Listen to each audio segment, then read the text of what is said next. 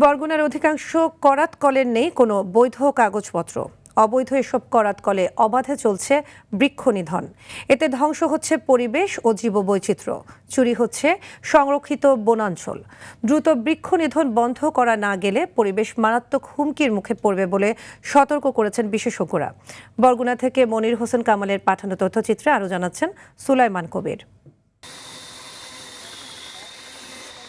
সরকারি নীতিমালা অনুযায়ী সংরক্ষিত বনাঞ্চলের 10 কিলোমিটারের মধ্যে করাতকল স্থাপন নিষিদ্ধ।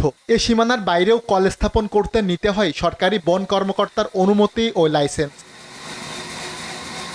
তবে এসব নিয়মকে বৃদ্ধাঙ্গুলি দেখিয়ে বরগুনায় গড়ে উঠেছে শতাধিক করাতকল, যেখানে অবাধে চলছে আশপাশের বনাঞ্চলের বৃক্ষ নিধন।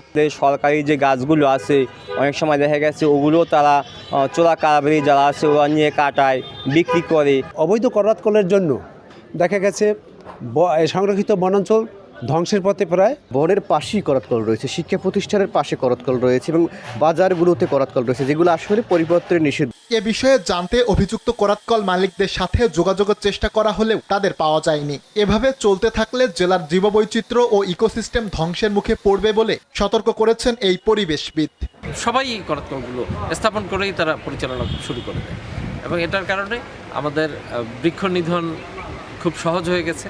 এই জায়গা থেকে আমাদের একটা আইনের কঠোর প্রয়োগ দরকার।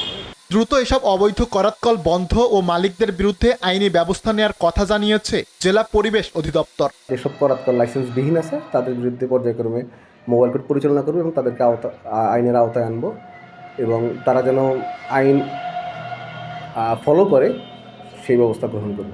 জীববৈচিত্র্য রক্ষায় বৃক্ষ নিধন আইন বাস্তবায়নের পাশাপাশি জনসচেতনতা বাড়ানোর পরামর্শ সংশ্লিষ্টদের। সুলাইমান কবির, RTV।